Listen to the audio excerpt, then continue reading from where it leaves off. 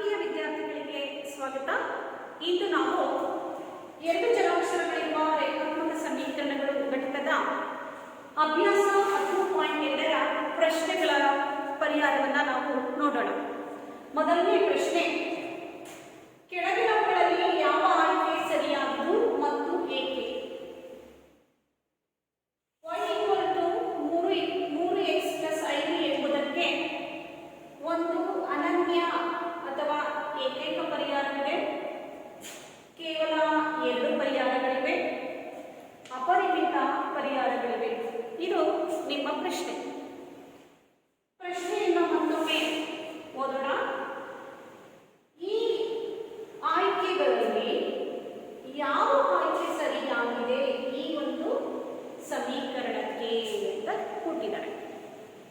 ವಿದ್ಯಾರ್ಥಿಗಳೇ, ಈಗಾಗಲೇ ನೀವು ಈ ಒಂದು ಸಮೀಕರಣ ಅಂದ್ರೇನು, ಎರಡು ಚರಾಕ್ಷರವುಳ್ಳ ರೇಖಾತ್ಮಕ ಸಮೀಕರಣ ಅಂದರೇನು, ಅದರ ಆದರ್ಶ ರೂಪ ಹೇಗಿರುತ್ತೆ ಅನ್ನೋದ್ರ ಬಗ್ಗೆ ತಿಳಿದಿದ್ದೀರಾ.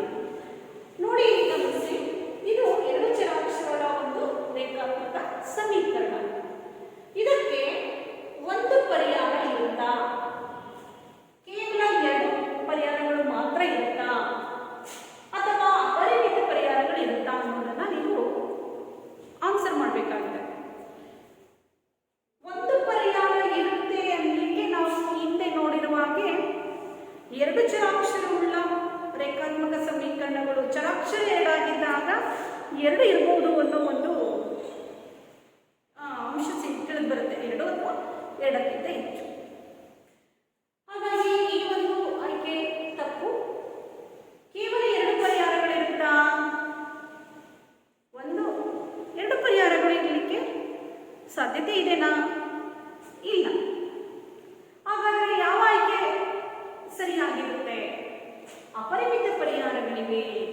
ಯಾಕೆ ಈ ಒಂದು ಆಯ್ಕೆ ಸರಿ ಅಂತ ನೋಡಿದಾಗ, ದತ್ತ ಸಮೀಕರಣಕ್ಕೆ ಅಪರಿಮಿತ ಪರಿಹಾರಗಳಿವೆ. ಏಕೆಂದರೆ x ನ ಪ್ರತಿಯೊಂದು ಬೆಲೆಗೂ y ನ ಒಂದು ಬೆಲೆ ಇರುತ್ತದೆ. ಹಾಗೆಯೇ y ನ ಪ್ರತಿಯೊಂದು ಬೆಲೆಗೂ ಅನುರೂಪವಾದ x ನ ಬೆಲೆ ಇರುತ್ತದೆ. ವಿದ್ಯಾರ್ಥಿಗಳೇ, ನಾವೀಗ ಇದಕ್ಕೆ ಹೋಗ್ಬಿಡೋಣ. ಈಕ್ವೇಷನ್ ನೋಡೋಣ. y 3x+5. ನಾವೇನಾದರೂ x ಗೆ 0 ಕೊಡೋಣ. y ನ ಬೆಲೆ ಏನಾಗಿರುತ್ತೆ ನೋಡಿ. 3 × 0 + 5. 3 × 0 0. 0 + 5 5. ಹೌದಾ? ಹಾಗೆಯೇ x ಗೆ 1 ಕೊಟ್ಟು ನೋಡೋಣ. y = 3 × x ನ ಬೆಲೆ 1 ಅಂದಾಗ 3 × 1 3, 3 + 5 8. ಹೌದಾ? ಹಾಗೆಯೇ x ಗೆ ಇನ್ನೊಂದು ಬೆಲೆ ಕೊಟ್ಟು ನೋಡೋಣ, 2. y = 3 × 2 + 5. 3 × 6, 6 + 5 11. ಇಲ್ಲಿ ಗಮನಿಸಿ, x ಗೆ ಬೆಲೆಯನ್ನ ಕೊಟ್ಟ ಹಾಗೆಲ್ಲ y ನ ಬೆಲೆಗಳು ಸಿಗ್ತಾ ಹೋಗುತ್ತೆ. ಹಾಗಾದ್ರೆ ಎಷ್ಟು ಪರಿಹಾರಗಳಿವೆ? ಒಂದಿರುತ್ತಾ? ಎರಡು ಮಾತ್ರ ಇರುತ್ತಾ? ಎಷ್ಟಿರುತ್ತಾ? ಹಾಗಾದ್ರೆ ಅನೇಕ ಪರಿಹಾರಗಳಿವೆ. ಅನೇಕ ಅಂದರೆ ಅಪರಿಮಿತ ಪರಿಹಾರಗಳಿವೆ. ಯಾಕೆಂದರೆ x ನ ಪ್ರತಿಯೊಂದು ಬೆಲೆಗೂ y ನ ಬೆಲೆ ಇರುತ್ತದೆ. ಅದೇ ರೀತಿ y ನ ಪ್ರತಿಯೊಂದು ಬೆಲೆಗೂ x ನ ಬೆಲೆ ಸಿಗುತ್ತಾ ಹೋಗುತ್ತೆ. ಹಾಗಾಗಿ ಆಯ್ಕೆ 3 ಅಪರಿಮಿತ ಪರಿಹಾರಗಳು. ಪ್ರೀತಿಯ ವಿದ್ಯಾರ್ಥಿಗಳೇ, ಈಗ ನಾವು ಎರಡನೇ ಲೆಕ್ಕವನ್ನು ಗಮನಿಸೋಣ. ಕೆಳಗಿನ ಪ್ರತಿಯೊಂದು ಸಮೀಕರಣಕ್ಕೂ 4 ಪರಿಹಾರಗಳನ್ನು ಬರೆಯಿರಿ. ಈ ಹಿಂದೆ ಬಿಡಿಸಿರುವಂಥ ಲೆಕ್ಕದಲ್ಲಿ ಎರಡು ಚರಾಕ್ಷರವುಳ್ಳ ರೇಖಾತ್ಮಕ ಸಮೀಕರಣಗಳಿಗೆ ಅನೇಕ ಪರಿಹಾರಗಳಿವೆ ಅನ್ನೋ ಒಂದು ಆನ್ಸರ್ ಸಿಕ್ತು. ಈಗ ನಾವು ನೋಡಬೇಕಾಗಿರೋದು, ಕೆಳಗಿನ ಈ ಒಂದು ಸಮೀಕರಣಕ್ಕೆ 4 ಪರಿಹಾರಗಳನ್ನು ಕಂಡುಹಿಡಿಬೇಕು. ನಾವು ಆಲ್ರೆಡಿ ಹೇಳಿದಾಗೆ x ಗೆ ಬೆಲೆಯನ್ನು ನೀಡಿದ ಹಾಗೆ y ನ ಬೆಲೆ ಸಿಗ್ತಾ ಹೋಗುತ್ತೆ. ಇಲ್ಲಿ ಕೊಟ್ಟಿರುವ ಸಮೀಕರಣವನ್ನು ಮೊದಲು ನಾವು ಇದು ಒಂದು ಎರಡು ಚರಾಕ್ಷರವುಳ್ಳ ರೇಖಾತ್ಮಕ ಸಮೀಕರಣ ಹೌದಾ ಅಲ್ವಾ ಅಂತ ಹೇಳಿ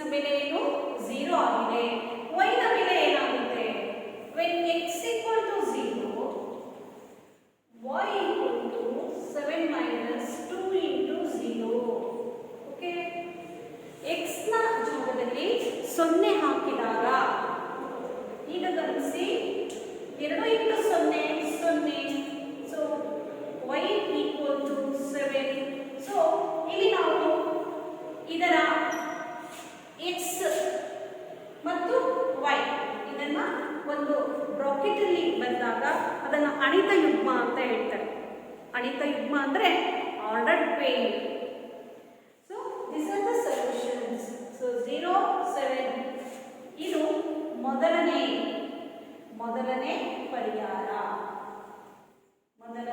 ಪರಿಹಾರವಾಗಿದೆ.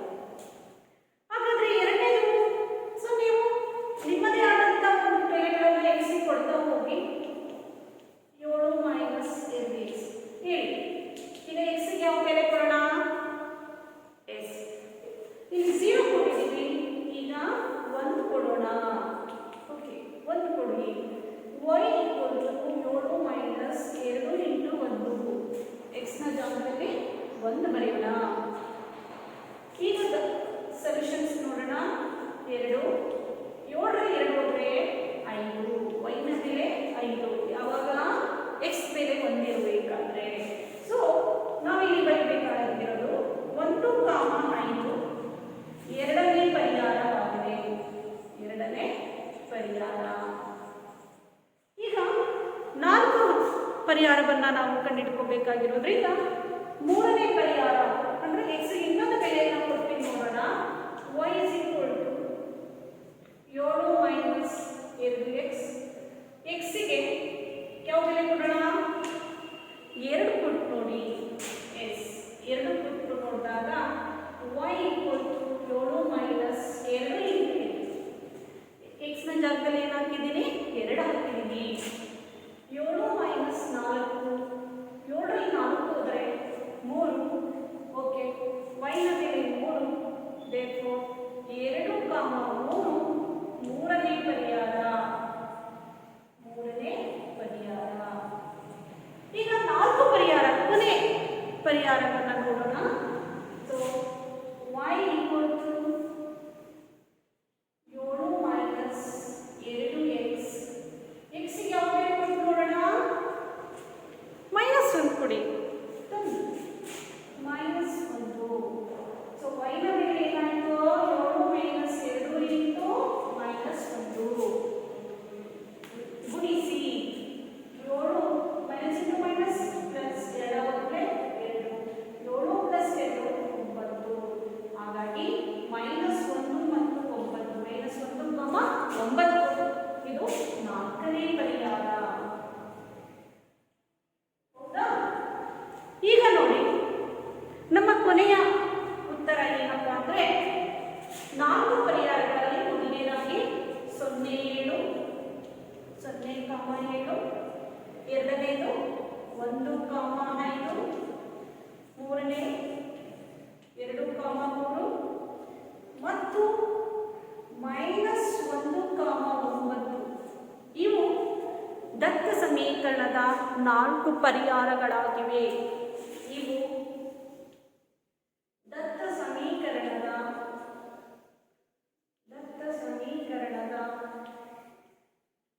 4 ಪರಿಹಾರಗಳಾಗಿವೆ.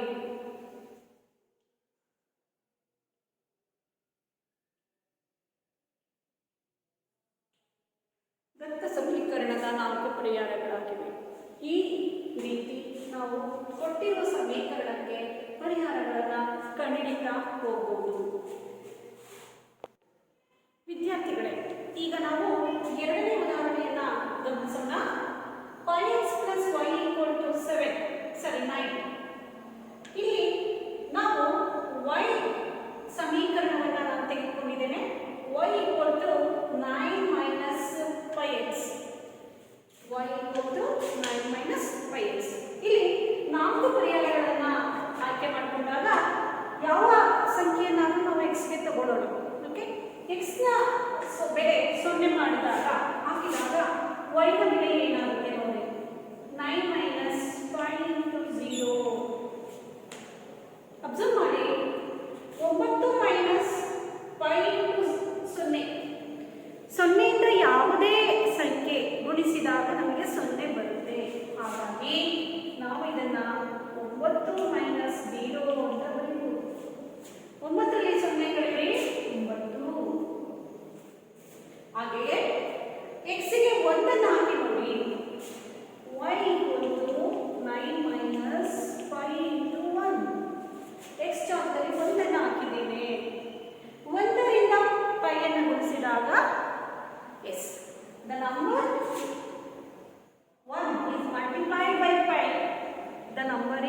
ಪೈ. ಓಕೆ, ಸೊ ಹಾಗಾಗಿ ಇದನ್ನು ನಾವು 9 - 5 ಇದು ಇನ್ನೊಂದು ಪರಿಹಾರ. ಸೊ ಹಾಗಾಗಿ ನಾವು ಇದನ್ನು ಈ ರೀತಿ ಹೇಳ್ಬೋದು, 0 ಅಂದರೆ 0, y ನ ಬೆಲೆ 9 ಇದು ಮೊದಲನೇ ಪರಿಹಾರ, ಒಂದನೇ ಪರಿಹಾರ. ಹಾಗೆ ಇಲ್ಲಿ x ನ ಬೆಲೆ 1, y ನ ಬೆಲೆ 1, 9 - 5 ಇದು ಎರಡನೇ ಪರಿಹಾರ. ಹಾಗೆಯೇ x ಗೆ 5 ಹಾಕಿದಾಗ y ನ ಬೆಲೆ ಏನಾಗುತ್ತೆ ನೋಡೋಣ. y = 9 - 5 × pi. pi × pi square. So ನಮಗೆ 9 - pi square. ಸೊ ಹಾಗಾಗಿ ಮೂರನೇ ಪರಿಹಾರ ಏನು, x 5 ಆದಾಗ y ನ ಬೆಲೆ 9 - pi square. ಸೊ ಇದು ಮೂರನೇ ಪರಿಹಾರ.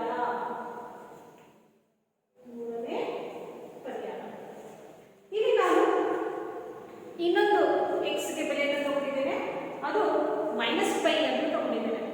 ಸೊ ಏನಾಗುತ್ತೆ ಈಗ ಗಮನಿಸಿ, y = 9 - π, x ಜಾಗದಲ್ಲಿ ಏನಾಗಬೇಕು -π ಹಾಕಿ ಏನಾಗುತ್ತೆ, ಮೈನಸ್ ಇಂಟು ಮೈನಸ್ ಪ್ಲಸ್.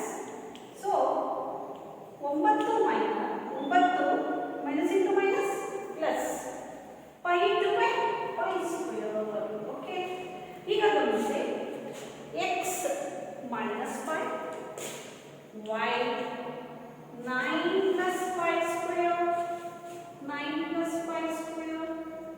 ಹೌದು, pi -π, 9 + pi square ಇದು ನಾಲ್ಕನೇ ಪರಿಹಾರ. ಅವರು ಕೇಳಿರೋದು ಕೂಡ 4 ಪರಿಹಾರಗಳನ್ನ ಬರೀಲಿಕ್ಕೆ ಕೇಳಿರೋದ್ರಿಂದ ನಾವು 4 ಪರಿಹಾರಗಳನ್ನ ಇಲ್ಲಿ ಕಟ್ಟಿಟ್ಕೊಂಡಿದ್ದೇವೆ. ಓಕೆ, ಸೊ ಈಗ ನಾವು ಉತ್ತರವನ್ನು ಬರೆಯೋಣ. 0, 9 0, 1, 9 - π, 1, 9 - π, pi, 9 - pi, 9 - pi square ಮತ್ತು -π ಮತ್ತು -π, 9 + pi square ಇವುಗಳು ದತ್ತ ಸಮೀಕರಣದ ಪರಿಹಾರಗಳಾಗಿವೆ. ಇವುಗಳು ದತ್ತ ಸಮೀಕರಣದ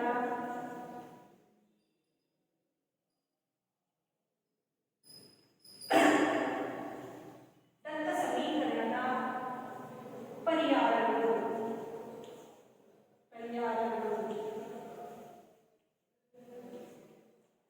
ವಿದ್ಯಾರ್ಥಿಗಳು, ನಮಗೆ ಬೇಕಾಗಿರುವಂಥ ಎಕ್ಸ್ಪ್ಲೇನ್ ಆಗ್ತಾ ಹೋದರೆ ಅಂದರೆ x ನ ಪ್ರತಿಯೊಂದು ಬೆಲೆಗೂ y ನ ಇನ್ನೊಂದು ಬೆಲೆ ಬರುತ್ತೆ.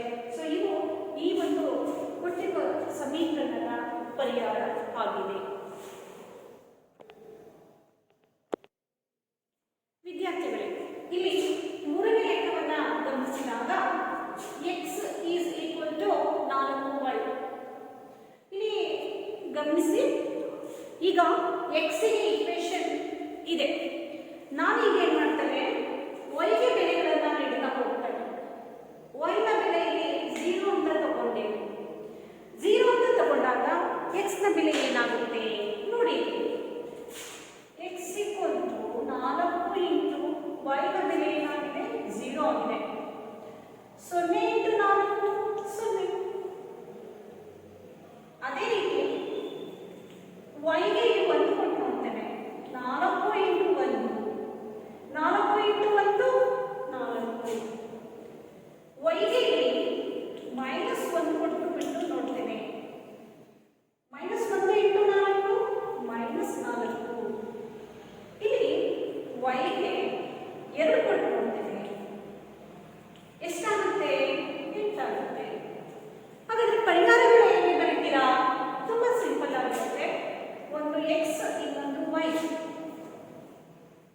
ಯುಗ್ಮ ಅಂದರೆ ಒಂದು ಎಕ್ಸ್ನ ಬೆಲೆ ಮತ್ತು ಇನ್ನೊಂದು ವೈನ ಬೆಲೆ, ಅಂದರೆ ಅದರ ಎಕ್ಸ್ ಎಷ್ಟು ಇದ್ದಾಗ ವೈ ಎಷ್ಟಿರುತ್ತೆ.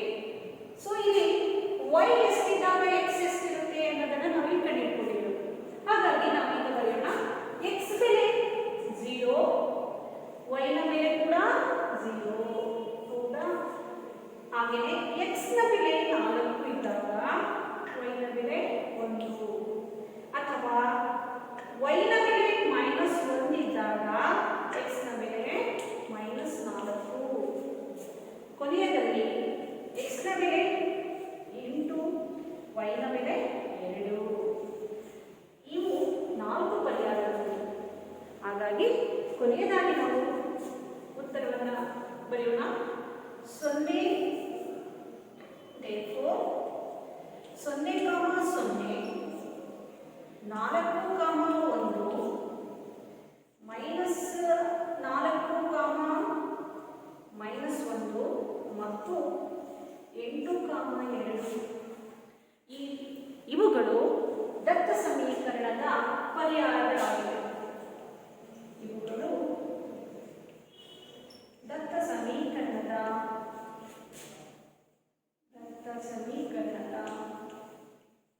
ಪರಿಹಾರಗಳಾಗಿವೆ.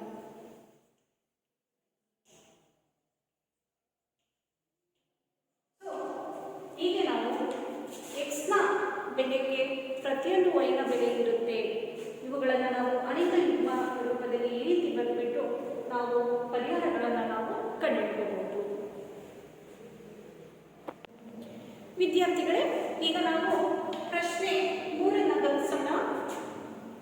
x - 2y = 4 ಎಂಬ ಸಮೀಕರಣಕ್ಕೆ ಕೆಳಗಿನವುಗಳಲ್ಲಿ ಯಾವುದು ಪರಿಹಾರವಾಗುತ್ತದೆ, ಯಾವುದು ಇಲ್ಲ ಪರೀಕ್ಷಿಸಿ. ಇಲ್ಲಿ ಒಂದು ಪರಿಹಾರವನ್ನು ಕೊಟ್ಟಿದ್ದಾರೆ. ಈ ಒಂದು ಸಮೀಕರಣದ ಪರಿಹಾರ 0, 2 ಆಗಿರ್ಬೋದಾ ಅಥವಾ ಇಲ್ವೋ ಅದನ್ನು ನಾವು ಪರೀಕ್ಷೆ ಮಾಡಿ ನೋಡೋಣ. ನಿಮಗೆ ಗೊತ್ತಿರುವ ಹಾಗೆ x 0 ಆಗಿರುತ್ತೆ, y 2 ಆಗಿರುತ್ತೆ. x ಮತ್ತು y ಬೆಲೆಗಳನ್ನು ಈ ಕೊಟ್ಟಿರುವ ಸಮೀಕರಣಕ್ಕೆ ಆದೇಶಿಸಿದಾಗ ಏನಾಗುತ್ತೆ ನೋಡಿ.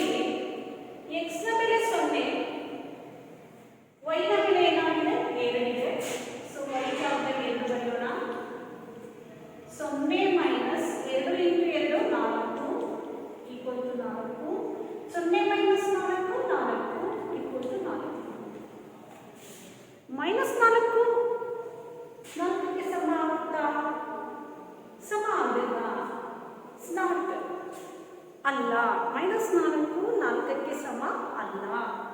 ಹಾಗಾಗಿ therefore ಈ ಒಂದು ಪರಿಹಾರ 0, 2 ಈ ಒಂದು ಸಮೀಕರಣದ ಪರಿಹಾರ ಅಲ್ಲ. ದತ್ತ ಸಮೀಕರಣದ ಪರಿಹಾರ ಅಲ್ಲ.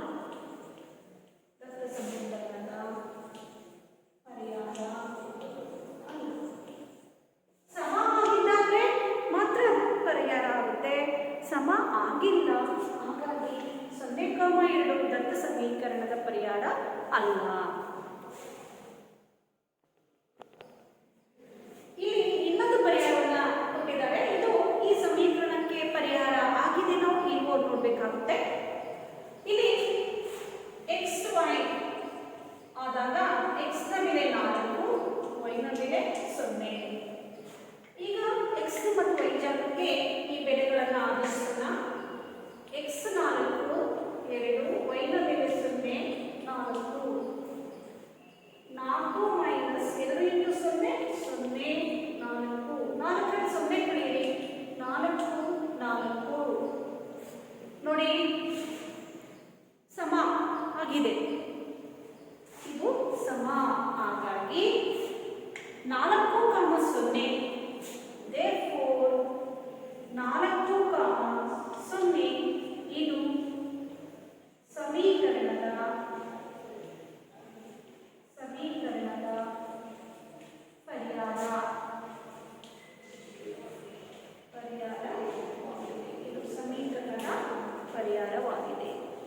ಹೌದು. ಅದೇ ರೀತಿ ನಾವು ಇನ್ನೊಂದು ಪ್ರಶ್ನೆಯನ್ನು ನಾವು ಗಮನಿಸೋಣ. ಇಲ್ಲಿ ಪರಿಹಾರ ರೂಟ್ 2, 4 ರೂಟ್ 2 ಕೊಟ್ಟಿದ್ದಾರೆ. ಎಕ್ಸ್ ರೂಟ್ 2 ಆದರೆ ವೈನ ಬೆಲೆ 4 ರೂಟ್ 2. ಈ ಸಮೀಕರಣಕ್ಕೆ ನಾನು ಆದೇಶಿಸಿದ್ದೇನೆ ಎಕ್ಸ್ ರೂಟ್ 2 ಮೈನಸ್ 2 ಸ್ಥಿರ ಬೆಲೆ, ವೈನ ಜಾಗದಲ್ಲಿ 4 ರೂಟ್ 2 ಆದೇಶಿಸಿದ್ದೇನೆ. ಈಗ ನಾನು ಏನು ಮಾಡ್ತಿದ್ದೇನೆ, ಸಿಂಪ್ಲಿಫೈ ಮಾಡ್ತಾ ಇದ್ದೇನೆ. 2 ಇಂಟು 4 ಗುಣಿಸಿದಾಗ ಏನು ಬಂದಿದೆ? 8 ಬಂದಿದೆ. 8 ರೂಟ್ 2 ಈಕ್ವಲ್ ಟು 4. ಇಲ್ಲಿ ನೋಡಿ, ಈ ಒಂದು ಜಾಗದಲ್ಲಿ ರೂಟ್ 2 ಅನ್ನೋದು ಸಾಮಾನ್ಯ ಪದ ಆಗಿದೆ. ಹಾಗಾಗಿ ರೂಟ್ 2ನ್ನ ಹೊರಗಡೆ ತೆಗೆದಾಗ ನನಗೆ ಇಲ್ಲಿ ಉಳಿಯೋದು 1, ಇಲ್ಲಿ ಉಳಿಯೋದು 8 ಮೈನಸ್ 8. 1 ಮೈನಸ್ 8 ಕಳೆಯಿರಿ, minus 7 root 2 equal to 4. Minus 7 root 2 4ಕ್ಕೆ ಸಮ ಹೌದಾ? ಇಲ್ಲ, ಸಮ ಅಲ್ಲ. ಹಾಗಾಗಿ ನಾವಿಲ್ಲಿ ಆನ್ಸರ್ ಹೇಗೆ ಬರೆಯೋಣ? ರೂಟ್ 2 ಮತ್ತು ರೂಟ್ 2, 4 ರೂಟ್ 2 ಈ ದತ್ತ ಸಮೀಕರಣದ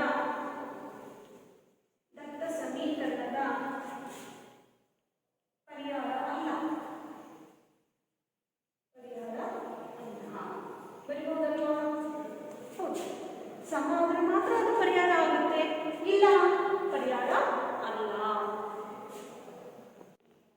ಇಲ್ಲಿ ಕೊನೆಯ ಇನ್ನೊಂದು ಪರಿಹಾರವನ್ನ ನೋಡಿದಾಗ 1 1 ಇದೆ. ಇದನ್ನ xy ಅಂತ ತಗೊಂಡಾಗ x ನ ಬೆಲೆ 1 ಇದೆ, 2 y ನ ಬೆಲೆ ಕೂಡ 1 ಇದೆ, 4. ನೋಡಿ, ಈಗ 1 ಮೈನಸ್ 2 ಬಂದರೆ 2, 4. 1ರಲ್ಲಿ 2 ಕಳೆಯೋಣ, ಮೈನಸ್ 1 ಈಕ್ವಲ್ ಟು 4. ಮೈನಸ್ 1 4ಕ್ಕೆ ಸಮ ಅಲ್ಲ, ನಾಟ್ ಈಕ್ವಲ್. ಹಾಗಾಗಿ ಆನ್ಸರ್ ಏನಾಗುತ್ತೆ? 1, 1 ಇದು ದತ್ತ ಸಮೀಕರಣದ ಪರಿಹಾರ ಅಲ್ಲ. ದತ್ತ ಸಮೀಕರಣದ ಪರಿಹಾರ ಅಲ್ಲ. ಹೌದಪ್ಪ ವಿದ್ಯಾರ್ಥಿಗಳೇ? ಈ ರೀತಿ ನಾವು ಕೆಲವೊಂದು ಪರಿಹಾರಗಳು ಸರಿ ಇದೆ ಅಥವಾ ಇಲ್ವೇ ಅನ್ನೋದನ್ನು ನಾವು ಸಮೀಕರಣಕ್ಕೆ ಆ ಬೆಲೆಗಳನ್ನು ಆದೇಶಿಸಿದಾಗ ನಮಗೆ ಉತ್ತರ ಸಿಗುತ್ತೆ. ಈ ರೀತಿ ನಾವು ಈ ಲೆಕ್ಕಗಳನ್ನು ಬಿಡಿಸಬೇಕಾಗುತ್ತೆ. ವಿದ್ಯಾರ್ಥಿಗಳೇ, ಇನ್ನು ಈ ಅಭ್ಯಾಸದ ಕೊನೆಯ ಲೆಕ್ಕ ಗಮನಿಸಿದಾಗ 2x + 3y = k ಎಂಬ ಸಮೀಕರಣಕ್ಕೆ x = 2 y = 1 ಒಂದು ಪರಿಹಾರ ಆದರೆ k ಯ ಬೆಲೆಯನ್ನು ಕಂಡುಹಿಡಿಯಿರಿ. ವಿದ್ಯಾರ್ಥಿಗಳೇ, ನೀವು ಪ್ರಶ್ನೆಯನ್ನು ಮತ್ತೊಮ್ಮೆ ಓದ್ಕೋಬೇಕು. ಒಂದು ಕೊಟ್ಟಿರುವ ಸಮೀಕರಣ ಇಲ್ಲಿದೆ, 2x + 3y = k. ಈ ಸಮೀಕರಣ ಪರಿಹಾರ ಇವೆರಡಾಗಿದೆ. x = 2 ಮತ್ತು y = 1. ಇವು ಈ ಒಂದು ಸಮೀಕರಣದ ಪರಿಹಾರಗಳಾಗಿವೆ. ಪರಿಹಾರಗಳು ಇವುಗಳನ್ನ ಕೊಟ್ಟಾಗ ನಾವು ಇಲ್ಲಿ ಇನ್ನೊಂದು ಅನ್ನೋದು ಅಂದರೆ ಗೊತ್ತಿಲ್ಲದೆ ಇರುವಂಥ ಒಂದು ಅಕ್ಷರ ಇದೆ ಕೆ, ಅದರ ಬೆಲೆಯನ್ನು ನಾವು ಕಂಡುಹಿಡಿಯಬೇಕಾಗುತ್ತೆ. ಹಾಗಾದ್ರೆ ಹೇಗೆ ಮಾಡಬೇಕು? ಇಲ್ಲಿ ಪರಿಹಾರಗಳನ್ನು ನೀಡಿದ್ದಾರೆ. x ಮತ್ತು y ಜಾಗದಲ್ಲಿ ಈ ಬೆಲೆಗಳನ್ನು ಆದೇಶಿಸೋಣ, ಆಗ ನಮಗೆ k ಯ ಬೆಲೆ ಸಿಗುತ್ತೆ. Therefore, x = 2, y = 1 ಆದೇಶಿಸಿದಾಗ ಯಾವುದಕ್ಕೆ? ದತ್ತ ಸಮೀಕರಣಕ್ಕೆ. ಅದೇ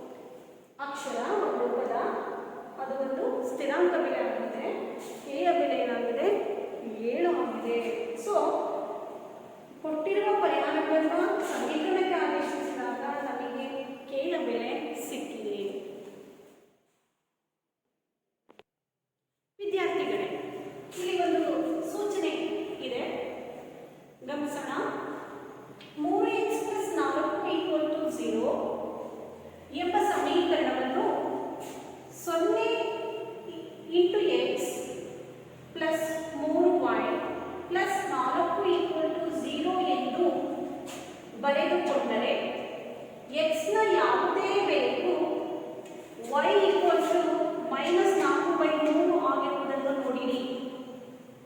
ಹೀಗೆ ಎರಡು ಪರಿಹಾರಗಳನ್ನು ಈ ರೀತಿ ಕೊಡಬಹುದು. ವಿದ್ಯಾರ್ಥಿಗಳೇ x ಅಲ್ಲ, ಇದೇನಾಗಿರಬೇಕು y ಆಗಿರಬೇಕು. ಸಾರಿ, x ತಪ್ಪಾಗಿದೆ. ಇನ್ನೊಮ್ಮೆ ನಾನು ಈ ಸೂಚನೆಯನ್ನು ಓದ್ತಿದ್ದೇನೆ. 3y + 4 = 0 ಎಂಬ ಸಮೀಕರಣವನ್ನು ಈ ರೀತಿ ಬರೆದಾಗ, ಹೌದು, ಇಲ್ಲಿ ಯಾವ ಒಂದು ಅವ್ಯಕ್ತ ಪದ ಇಲ್ಲ ಅಂತ ನೋಡಿದ್ರೆ ಯಾವುದಿಲ್ಲ, x ಅನ್ನೋ ಅವ್ಯಕ್ತ ಪದ ಇಲ್ಲ. ಹಾಗಾಗಿ ನಾನಿಲ್ಲಿ 0 × x ಅಂತ ಬರೆದಿದ್ದೇನೆ. ಪ್ಲಸ್ 3y + 4 = 0 ಎಂದು ಬರೆದುಕೊಂಡ್ರೆ ತಪ್ಪಿಲ್ಲ. x ನ ಯಾವುದೇ ಬೇಕು y ಏನಾಗಿರುತ್ತೆ, -4/3 ಆಗಿರುತ್ತೆ.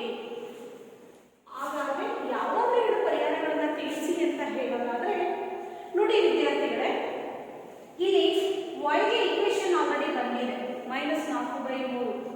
ಸೊ ನೀನು x ಗೆ ಯಾವುದೇ ಬೆಲೆನ ನೀಡ್ಕೋಬಹುದು. 1 ಹಾಕು, 1 × 0 0, 5 ಹಾಕು, 5 × 0 0. ಹಾಗಾಗಿ ಇದೇನಾಗಿರುತ್ತೆ, x ನ ಯಾವುದೇ ಬೆಲೆಗೂ ಕೂಡ y ನ ಬೆಲೆ ಏನಾಗಿರುತ್ತೆ, -4/3 ಆಗಿರುತ್ತೆ. ಹೌದಲ್ವಾ? ಸೊ ಹೀಗೆ ನಾವು ಪರಿಹಾರಗಳನ್ನು ನಾವು ಕಂಡುಹಿಡ್ಕೋಬಹುದು. ವಿದ್ಯಾರ್ಥಿಗಳು, ನೀವು ಈ ಒಂದು ವಿಡಿಯೋ ತರಗತಿಯಲ್ಲಿ ಅಭ್ಯಾಸ 10.2ರ ಎಲ್ಲ ಪರಿಹಾರಗಳನ್ನು, ಲೆಕ್ಕಗಳ ಪರಿಹಾರಗಳನ್ನು ಕಂಡುಕೊಂಡಿದ್ದೀರಾ. ಅದರಲ್ಲಿ ನೀವು ಅದನ್ನು ಅಭ್ಯಾಸ ಮಾಡ್ತೀರಾ ಅಂತ ಹೇಳಿ ಆಶಿಸ್ತಾ ನಾನು ಈ ಒಂದು ವಿಡಿಯೋ ತರಗತಿಯನ್ನು ಮುಕ್ತಾಯಗೊಳಿಸ್ತಿದ್ದೇನೆ. ಧನ್ಯವಾದಗಳು.